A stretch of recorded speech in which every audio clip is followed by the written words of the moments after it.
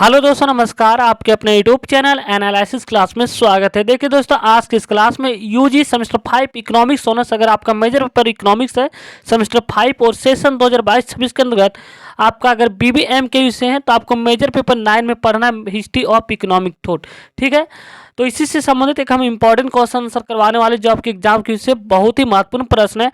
अगर आप बिना भावे यूनिवर्सिटी से है फिर भी आपके लिए इंपॉर्टेंट होगा, क्योंकि आपको यही मेजर पेपर 10 में पढ़ना है हिस्ट्री ऑफ इकोनॉमिक थॉट, और दोनों का सिलेबस सेम है। तो आज का हमारा प्रश्न है क्वेश्चन नंबर 3। ठीक है, और हमने पिछले वीडियो में आप लोग को दो क्वेश्चन आंसर करवा चुके हैं। यूनिट 1 में आप लोग को दो टॉपिक पढ़ना था, प्रकृतिवाद और वानिकवाद, तो इसको हम करवा चुके हैं। और आज का क्लास हम तीसरा देखने वाले हैं, क्वेश्चन नंबर 3। तो यूनिट 2 में आप लोगों को पढ़ना एडम स्मिथ के बारे में, David Ricardo, T R Malthus theory, इन सब चीज़ों के अर्थशास्त्रों के बारे में पढ़ना है। तो आज हम देखेंगे एडम स्मिथ के आर्थिक विचार, जो कि आपका यूनिट नंबर 2 से है, और ये प्रश्न बहुत ही महत्वपूर्ण प्रश्न है।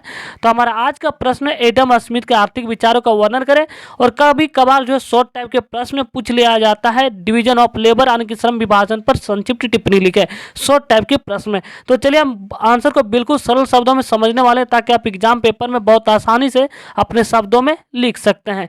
तो चलिए हम डायरेक्ट आंसर की ओर चलते हैं, जहां आप आसानी से समझ सकते हैं। तो ये रहा हम लोग का आज का प्रश्न क्वेश्चन नंबर 3। जैसे कि आप लोग देख सकते हैं, एडम स्मिथ के आर्थिक विचारों का वर्णन करें। सबसे पहले हम एडम स्मिथ के बारे में लिखेंगे संक्षिप्त में, इसके बाद इनके क्या आर्थिक विचारधारा इकोनॉमी के क्षेत्र में, इसके बारे में हम एक्सप्लेन करेंगे। ठीक है, तो चलिए, तो आपका यहाँ से शुरू होता है आंसर। तो चलिए हम आंसर को समझते हैं। सबसे पहले हम एडम स्मिथ के बारे में जानते होंगे बहुत कुछ, तो सब इसके बारे में संक्षिप्त टिप्पणी लिखेंगे थोड़ा सा। यानी कि एडम स्मिथ जो है एक प्रसिद्ध अर्थशास्त्री थे, जिन्हें आधुनिक अर्थशास्त्र का जनक कहा जाता है। सिंपल सा शब्द है, आप लोग सभी जानते होंगे, आधुनिक अर्थशास्त्र का जनक एडम स्मिथ को कहा जाता है। उन्होंने अपनी पुस्तक द वेल्थ ऑफ नेशन 1776 में आर्थिक विकास का सिद्धांत प्रस्तुत किया। यानी कि आपसे शॉर्ट टाइप के यानी कि एक एमसीक्यू यहाँ से प्रश्न अक्सर पूछा जाता है कि द वेल्थ ऑफ नेशन जो पुस्तक है, इसका प्रतिपादन किसने किया था? तो एडम स्मिथ ने प्रतिपादित किया था, और इसमें आर्थिक विकास का सिद्धांत प्रस्तुत किया था। ठीक है, अब इसके बारे में देखेंगे वह क्या सिद्धांत इकोनॉमी के बारे में इन्होंने क्या बताया था अपनी पुस्तक द वेल्थ ऑफ नेशन। ठीक है, इस बुक का नाम आप लोग याद रखेंगे, 1776 ईस्वी में इसको प्रकाशित किया गया था। क्योंकि अगर आप पिछले वर्ष के क्वेश्चन पेपर देखेंगे तो ये प्रश्न अक्सर पूछा गया है कि द वेल्थ ऑफ नेशन जो है कब प्रकाशित किया गया था, किसके द्वारा प्रकाशित किया गया था, इसलिए इंपॉर्टेंट प्रश्न बनता है। अब देखेंगे स्मिथ के अनुसार अर्थशास्त्र के बारे में क्या इनकी विचारधाराएं रही है। ठीक है, तो स्मिथ के अनुसार मानना है कि किसी भी देश की आर्थिक वृद्धि, आर्थिक विकास जो होता है, श्रम विभाजन यानी कि डिवीजन ऑफ लेबर, पूंजी यानी कि कैपिटल संचय, कैपिटल संचय यानी कि पूंजी संचय हो गया, मुक्त बाजार यानी कि स्वतंत्र बाजार, और न्यूनतम सरकारी हस्तक्षेप पर निर्भर करती है। तो स्मिथ का मानना है कि किसी भी देश की जो आर्थिक वृद्धि है वह 4-5 चीज़ों पर मुख्य रूप से निर्भर करती है। यहाँ पर 5 चीज़ों को एक्सप्लेन करेंगे। पहला डिवीजन ऑफ लेबर, दूसरा इनका मानना है कि पूंजी संचय पर निर्भर करता है, तीसरा मानना है कि मुक्त बाजार यानी कि बाजार को स्वतंत्र छोड़ देना चाहिए, यानी कि इसमें सरकार का किसी भी प्रकार का जो है हस्तक्षेप नहीं होना चाहिए, और अगला है न्यूनतम सरकारी हस्तक्षेप, यानी सरकार को तो नियंत्रण करना चाहिए, हस्तक्षेप करना चाहिए, लेकिन कम करना चाहिए। ठीक है, इन चीज़ों पर निर्भर करती है, ये मानना एडम स्मिथ के अनुसार। और उन्होंने एक और सिद्धांत का प्रतिपादन किया, अदृश्य हाथ, हिंदी में जिसे इनविजिबल हैंड के नाम से जाना जाता है, इसकी अवधारणा दी। इसके अनुसार क्या कहना था कि जिससे यह स्पष्ट होता है इस अदृश्य हाथ के तहत कि यदि लोग अपने व्यक्तिगत लाभ के लिए कार्य करते हैं तो संपूर्ण समाज की समृद्धि भी बढ़ती है। यानी कि एडम स्मिथ का एक अवधारणा प्रस्तुत किया गया, अदृश्य हाथ जिसे इनविजिबल हैंड की अवधारणा प्रस्तुत की। इस सिद्धांत के अनुसार उनका मानना है कि जब कोई व्यक्ति अपने व्यक्तिगत लाभ के लिए काम करता है तो उसका लाभ जो होता है बाकी अन्य व्यक्तियों को भी मिलता है। इसके बारे में हम एक्सप्लेन करेंगे आखिरी में। ठीक है, और अगला उनका विचार था कि बाजार को जो होता है स्वतंत्र रूप से काम करने देना चाहिए, यानी इसमें सरकार पर किसी भी प्रकार का हस्तक्षेप नहीं करना चाहिए। ठीक है, यानी कि बाजार को स्वतंत्र छोड़ देना चाहिए, ये मानना था एडम स्मिथ का। जिससे क्या होगा, व्यापार हो गया, प्रतिस्पर्धा यानी कि कंपटीशन हो गया, और निवेश बढ़ेगा, यानी कि लोग पूंजी निवेश अधिक करेंगे, और उससे क्या होगा कि अर्थव्यवस्था का विकास होगा। और उनके सिद्धांत जो है आज भी पूंजीवादी अर्थव्यवस्था की नींव माने जाते हैं। आज भी जो एडम स्मिथ जो विचार है लागू किए जाते हैं अर्थशास्त्र के क्षेत्र में, यानी कि इकोनॉमी के क्षेत्र में डेवलपमेंट के लिए। अब हम ये आपका शॉर्ट टर्म हो गया, यानी कि शॉर्ट टर्म में ये हुआ। अब हम देखेंगे एडम स्मिथ के आर्थिक विकास के मुख्य लक्ष्य, है ना, उन्होंने कौन कौन से सिद्धांत बताए और यहाँ से हम एक एक पॉइंट को एक्सप्लेन करेंगे। तो एडम स्मिथ के अनुसार जो है आर्थिक विकास जो कि किसी भी देश की इकोनॉमी के मुख्य जो होता है 5 तत्व, यानी कि मुख्य 5 स्तंभ माना है। कौन? एडम स्मिथ, जिनका वर्णन निम्नलिखित। अब हम यहाँ पे एक एक करके आपको एक्सप्लेन करने वाले हैं, ठीक है। पहला आ गया आपका श्रम विभाजन, ठीक है, यानी कि डिवीजन ऑफ लेबर इसे कहा जाता है और इसी से टॉप शॉर्ट टाइप के प्रश्न पूछ लिया जाता है, यानी कि इस पर संक्षिप्त टिप्पणी लिखनी है। अगर आप श्रम विभाजन को समझ जाएंगे तो आप आसानी से एग्जाम पेपर में लिख सकते हैं। जिस श्रम विभाजन मतलब होता है डिवीजन ऑफ लेबर, यानी कि काम को बांटना, यानी किसी भी काम को विभाग में अलग अलग विभागों में बांट कर करने से क्या होगा, काम जल्दी होगा और समय की बचत होता है। इसलिए इन्होंने श्रम विभाजन को महत्व दिया एडम स्मिथ ने। दूसरा इन्होंने बताया कि पूंजी संचय, यानी कि बचत और निवेश, ठीक है, यानी कि कोई भी व्यक्ति अपने जो बचत करता है और बचत के माध्यम से ही अपने व्यापार में इन्वेस्टमेंट करते हैं, इससे क्या होगा कि पूंजी बढ़ेगी और पूंजी बढ़ने से क्या होगा, लोगों को रोजगार मिलेगा। इसलिए उन्होंने पूंजी संचय पर जोर दिया।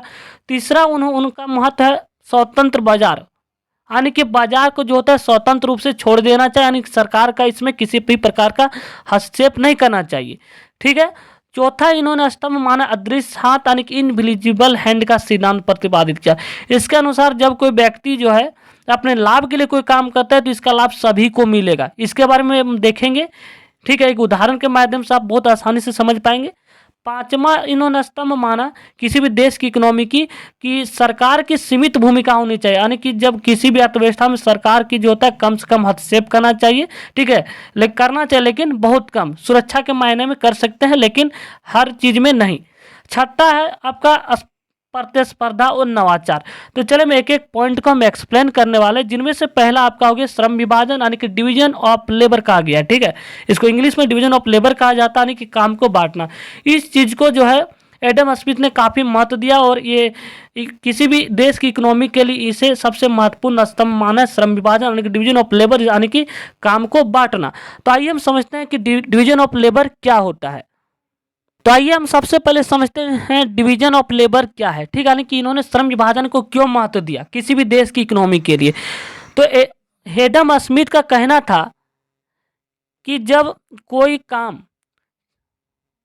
छोटे छोटे हिस्सों में बांट दिया जाता है और हर व्यक्ति एक ही काम बार बार करता है तो वह उसमें माहिर हो जाता है ना। एडम स्मिथ का कहना है कि किसी भी काम को जो है छोटे छोटे हिस्सों में बांट दिया जाता है तो हर व्यक्ति एक ही काम को करते करते क्या हो जाता है, एक्सपीरियंस हो जाता है, हैबिट हो जाता है, यानी कि उस काम में वो काफ़ी माहिर हो जाता है। इससे क्या होगा कि चीज़ें जल्दी और अधिक मात्रा में बनती है, ठीक है। अगर आप उदाहरण के तौर पर देखें तो अगर एक व्यक्ति है जो अकेले जूता बनाता है, ठीक है, तो उससे ज़्यादा समय लगेगा। अगर एक व्यक्ति अकेला जूता बनाने दे दिया जाए तो उससे काम करने में अधिक समय लगेगा।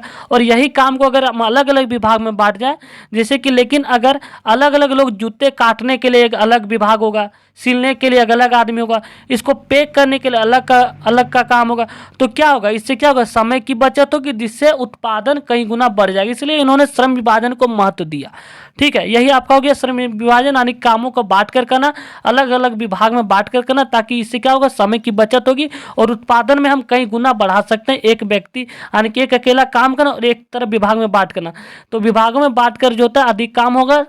दूसरी बात कि इससे समय की बचत होगी, इसलिए इन्होंने श्रम विभाजन को महत्व दिया। यही आपका एक उदाहरण हो गया, ठीक है। तो ये आपका श्रम विभाजन यहाँ पे कंप्लीट होता है। अगला है एडम स्मिथ जो है पूंजी संचय पर जोर, यानी कि इस चीज को किसी भी देश की इकोनॉमी के लिए से महत्व समझा, बचत और निवेश। तो बचत और निवेश क्या है, इस चीज को हम देखते हैं। तो एडम स्मिथ ने जो है बचत और निवेश को महत्व दिया, तो क्यों दिया, ठीक है, आइए इसको हम समझते हैं। तो अगर लोग अपनी कमाई में से कुछ हिस्सा बचाकर जो है उद्योगों और व्यापार में लगाए तो नए कारखाने खुलेंगे, मशीनें आएगी और उत्पादन बढ़ेगा। यानी कि एडम स्मिथ का मानना है कि बचत और निवेश में कि अगर लोग अपनी कमाई में से कुछ हिस्सा रख लेते हैं, यानी कि उसको बचाते हैं और इसका इन्वेस्टमेंट करते हैं किसी भी व्यापार में, तो इससे क्या होगा कि नए उद्योग खुलेंगे, ठीक है। इससे क्या होगा, मशीन भी आएगी और इससे फायदा क्या होगा, उत्पादन बढ़ेगा, यानी कि देश की अर्थव्यवस्था मजबूत होगी। और जब उत्पादन बढ़ेगा तो लोगों को क्या होगा, ज़्यादा नौकरी मिलेगी, और नौकरी मिलेगी तो क्या होगा, देश की आर्थिक स्थिति जो है मजबूत होगी। इसलिए एडम स्मिथ जो है बचत और निवेश को यहाँ पे महत्व दिया गया है अपने आर्थिक विचारधारा का दूसरा पॉइंट में। ठीक है, तो यहाँ से आपका दूसरा पॉइंट कंप्लीट होता है, पूंजी संचय पर इन्होंने क्यों विशेष जोर दिया। अब तीसरा हम देखेंगे स्वतंत्र बाजार। अब एडम स्मिथ का मानना है कि बाजार को स्वतंत्र छोड़ देना चाहिए। क्यों मानना है, इस चीज़ को हम देखते हैं।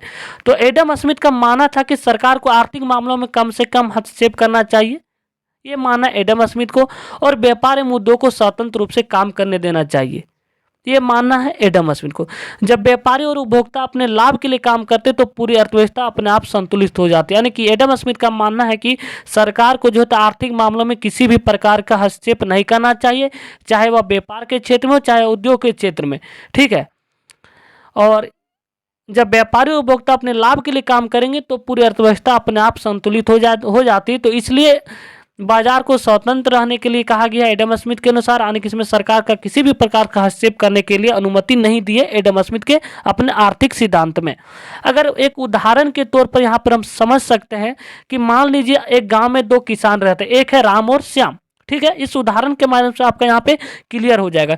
तो राम एक जो है गेहूं उगाता है और श्याम जो है दूध बेचता है।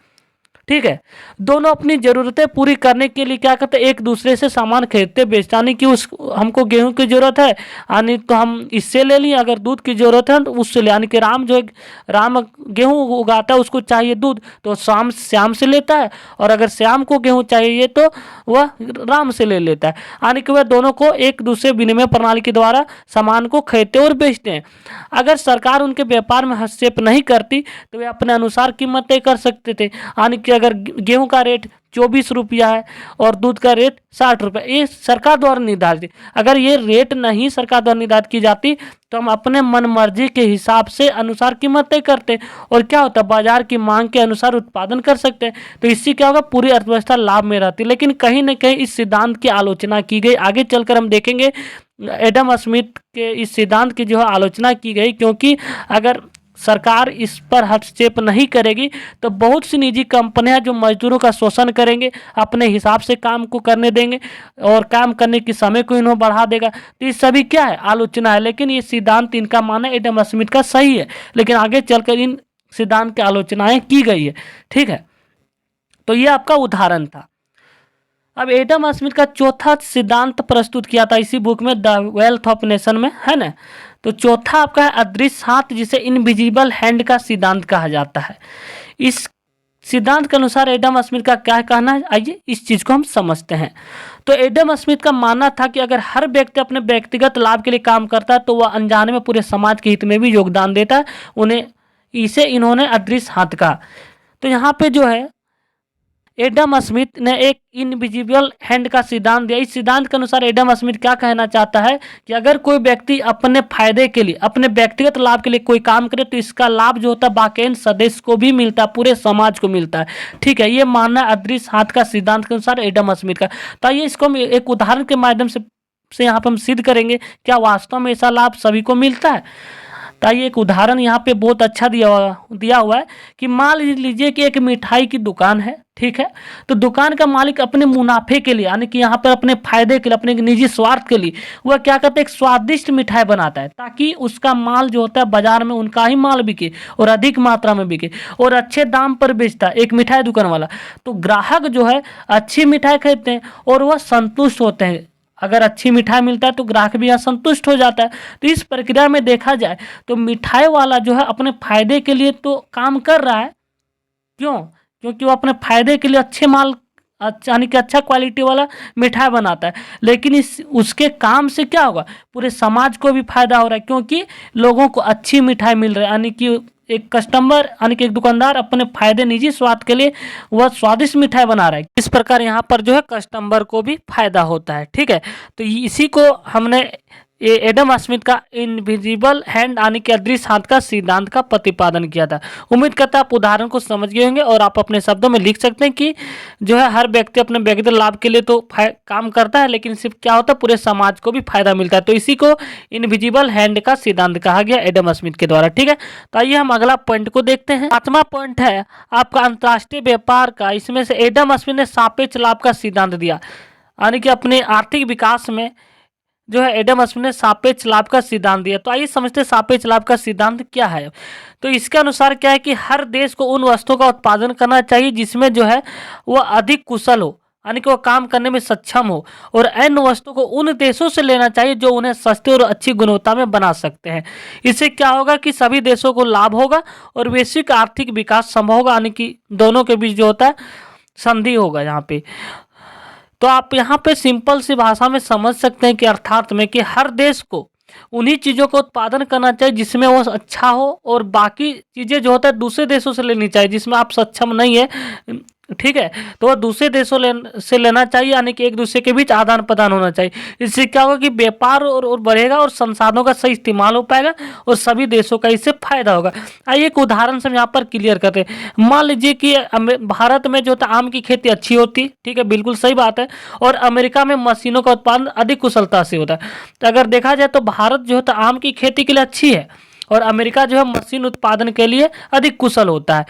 ठीक है, तो अगर भारत अमेरिका से आम बेचे, क्योंकि अमेरिका में जो होता है आम की खेती उतना अच्छा से नहीं होता, इसलिए इसमें कहा गया कि भारत जो है अमेरिका में आम बेचेगा और इसके बदले में जो होता है अमेरिका से जो होता है अच्छी मशीनें खरीदेगा, जिससे क्या होगा इसमें दोनों को फायदा होगा। इसी का सापेक्षता का सिद्धांत कहा गया एडम स्मिथ के द्वारा।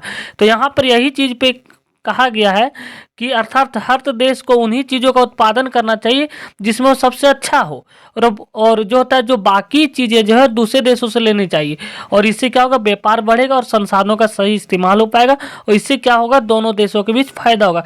तो इसी को सापेक्ष लाभ का सिद्धांत कहा गया है, जिसके अनुसार जो है हर देश को उन वस्तु का उत्पादन करना चाहिए, ठीक है, जिसमें आप कुशल है, यानी कि आप उस काम करने में सक्षम है, ठीक है, और अन्य वस्तुओं को जो होता है उन देशों से लेना चाहिए जो उन्हें सस्ती और अच्छी गुणवत्ता में बना सकते हैं। ठीक है, यानी आपको मैं यहाँ पे फालतू समय को व्यक्त नहीं करना, आप उन्हीं चीज़ों को उत्पादन कीजिए जिसमें आप सक्षम है, जिसमें आप सक्षम नहीं और दूसरे देशों से आप खरीदिए। ठीक है, इससे क्या होगा कि सभी देशों को लाभ होगा और वैश्विक आर्थिक विकास का संभव होगा। ये एडम स्मिथ का सापेक्ष लाभ का सिद्धांत था। 5वां पॉइंट अगला है, इसी में 6ठा पॉइंट की सरकार को जो है सीमित भूमिका होनी चाहिए भारतीय, यानी कि किसी भी देश की अर्थव्यवस्था में, यानी कि होना चाहिए लेकिन कम, लेकिन जरूरी है हस्तक्षेप। अब क्यों जरूरी है लेकिन वो कम होना चाहिए, ये कहना है एडम स्मिथ का, यानी कि इसकी सीमित भूमिका होनी चाहिए। स्मिथ ने कहा कि सरकार को सिर्फ 3 जरूरी काम करना चाहिए।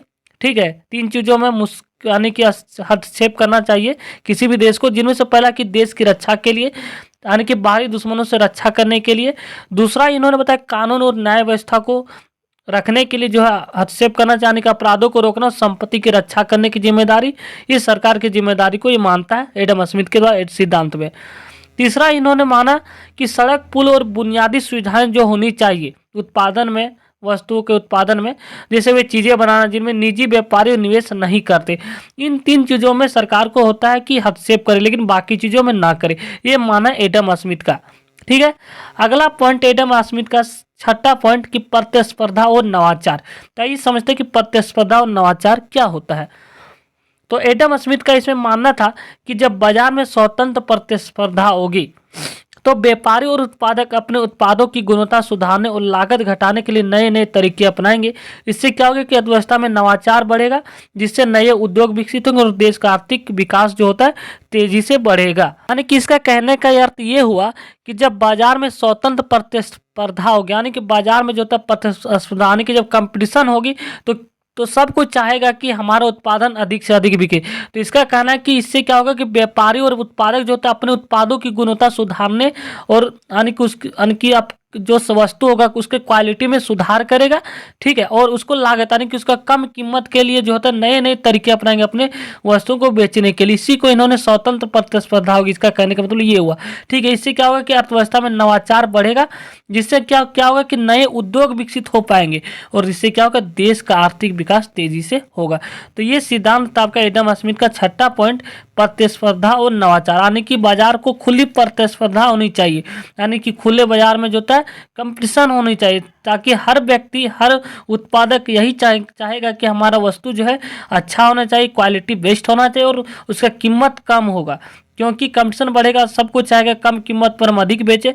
तो यही है प्रतिस्पर्धा और नवाचार का सिद्धांत एडम स्मिथ के द्वारा। इस प्रकार हमने टोटल यहाँ पे लगभग 6 से 7 पॉइंट देखे एडम स्मिथ के सिद्धांत। उम्मीद करता आप लोग हर सिद्धांत को अच्छी तरह से समझ गए होंगे। और अब हम देखेंगे इसके निष्कर्ष यानी कि कंक्लूजन, ठीक है, क्या निकल कर आता है कंक्लूजन, ये भी आपको लिखना है एग्जाम के लास्ट, जब आप इस पूरा थ्योरी को लिखे उसके बाद निष्कर्ष को लिखना है, ठीक है। तो एडम स्मिथ का आर्थिक विकास का सिद्धांत जो होता है पूंजीवादी अर्थव्यवस्था का आधार बना। उन्होंने यह बताया कि यदि लोग अपनी उत्पादक बढ़ाए, पूंजी का निवेश करे, है ना, ये सभी क्या एडम स्मिथ के सिद्धांत है, और व्यापार और प्रतिस्पर्धा को बढ़ावा दे, है ना, और सरकार न्यूनतम हस्तक्षेप करे, यानी कम से कम न्यूनतम हस्तक्षेप करें, कम से कम जो देश की अर्थव्यवस्था में हस्तक्षेप करे, ठीक है। तो किसी भी देश की अर्थव्यवस्था तीव्र गति से विकसित हो सकती है। उनके विचार आज भी आर्थिक नीति और व्यापारिक व्यवस्थाओं को प्रभावित करते हैं।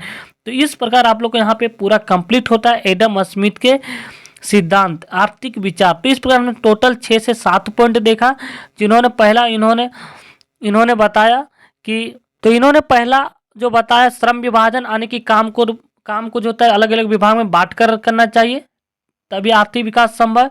दूसरा इन्होंने आर्थिक विकास के दूसरा सिद्धांत बताया कि उन्हें पूंजी संचय पर जोर देना चाहिए, बचत और निवेश पर। तीसरा इन्होंने बताया स्वतंत्र बाजार, यानी कि बाजार को खुले छोड़ देना चाहिए, यानी कि इस पर किसी भी प्रकार का हस्तक्षेप, सरकार का हस्तक्षेप ना होना चाहिए। चौथा इन्होंने बताया इनविजिबल हैंड का सिद्धांत दिया, यानी कि इससे आपको बताएं कि कोई भी व्यक्ति अगर कोई निजी स्वार्थ के लिए काम करता है जिसका फायदा पूरे समाज को मिलता है। पांचवा इन्होंने सरकार की सीमित भूमिका इन्होंने बताया, ठीक है, और छठा इन्होंने प्रतिस्पर्धा और नवाचार के सिद्धांत बताए। तो इस प्रकार हमने टोटल यहाँ पे 6 पॉइंट को डिस्कस किए हैं, और उम्मीद करता है आप लोग हर चीज़ को बारीकी से समझ गए होंगे। थैंक यू गाइस, मिलते हैं नेक्स्ट वीडियो में अगले क्वेश्चन के साथ। धन्यवाद।